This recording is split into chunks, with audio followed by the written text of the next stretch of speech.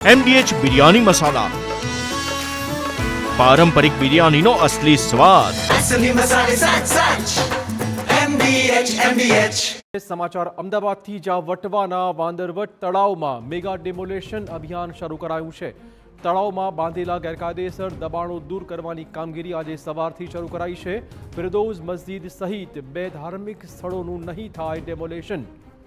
400થી વધુ કાચા પાકા મકાનો કરાશે જમીનદોસ્ત. 4 ઝોનમાં 8 ટીમ દ્વારા આ ડિમોલેશનની કામગીરી આખો દિવસ ચાલવાની છે. 12 હિટાચી અને 4 જેસીબી મશીનો સાથે આ કામગીરી શરૂ કરાઈ છે. 6 પોલીસ મથકના 500 જેટલા પોલીસ કર્મચારીઓ પણ અત્યારે ખડે પગે હોવાના સમાચાર છે.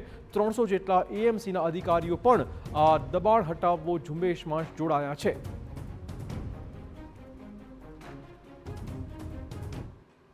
વિસ્તારોમાં આવેલા તળાવ પર જે ગેરકાયદેસર બાંધકામો બાંધવામાં આવ્યા છે તેને ડિમોલેશનની પ્રક્રિયા ધરવામાં આવી છે અને કઈ પ્રમાણે આ પ્રક્રિયા કામ કરી રહી છે આપણી સાથે કોર્પોરેશન અધિકારી છે એમની સાથે વાત કરીએ. સર, ડિમોલેશનની કામગીરી ધરવામાં આવી છે, કઈ પ્રકારનું ડિમોલેશન, કઈ જગ્યાએ અને કેટલી ટીમો કામ કરી રહી છે?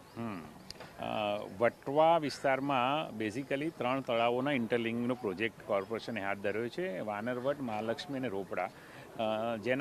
જેના કારણે અહીંયા વોટર લોગિંગની સમસ્યા દૂર થશે અને એના પછી નાનું એસટીપી ટીટીપી ટાઈપ બનાવી અને એનું પાણી પણ રિસાયકલ કરીને એને ટ્રીટ કરીને છોડીશું.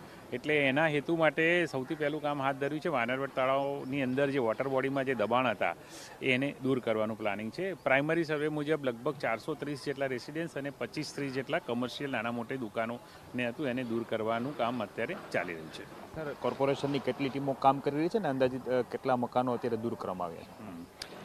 અમદાવાદ મ્યુનિસિપલ કોર્પોરેશનના 2 ઝોન, દક્ષિણ ઝોન અને મધ્ય ઝોનની ટીમો અહીંયા કામ કરી રહી છે. ટોટલ લગભગ કોર્પોરેશનનો 300નો સ્ટાફ છે અને જ્યારે પોલીસ જવાનનો 400નો સ્ટાફ છે, પ્લસ મશીનરી છે. એનું કામ ચાલી રહ્યું છે. વૈકલ્પિક વ્યવસ્થાઓ કંઈ ઉપલબ્ધ કરવામાં આવી છે કે કેમ? અત્યારે જે લોકો અહીંયાથી જે વિસ્થાપિત થવાના છે એ લોકોને જે કોર્પોરેશનના શેલ્ટર હાઉસ છે એ ઓફર કરવામાં આવ્યા છે. ત્યાં એ લોકો જઈ શકે છે. એના માટે એમટીએસની વ્યવસ્થા અને યુસીડી ડિપાર્ટમેન્ટ દ્વારા વ્યવસ્થા કરવામાં આવી છે.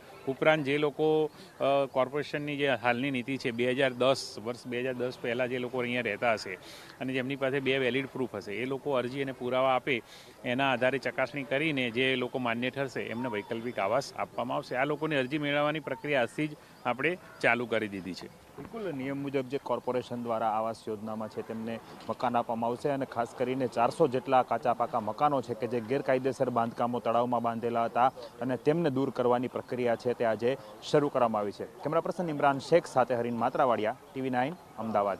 MDH કિચન કિંગ મસાલા રસોડામાં હોય તો આપણે કંઈ પણ બનાવી શકીએ છીએ. રીંગણાનો ઓળો, બટેટા ફુલાવર, ભીંડી મસાલા અને બીજું ઘણું બધું. MDH